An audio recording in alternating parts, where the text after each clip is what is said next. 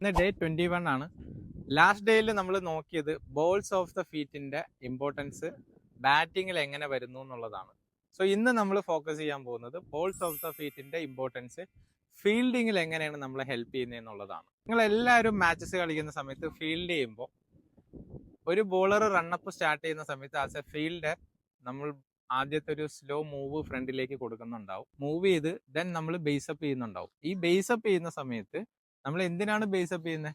ബേസപ്പ് ചെയ്യുന്ന സമയത്ത് നമുക്ക് ഏത് സൈഡിലേക്ക് വേണേലും ക്വിക്കായിട്ട് റിയാക്ട് ചെയ്യാനും ക്വിക്കായിട്ട് നമുക്ക് ടേൺ ചെയ്ത് ബോൾ പിടിക്കാനും വേണ്ടിയാണ് നമ്മൾ ചെയ്യുന്നത്.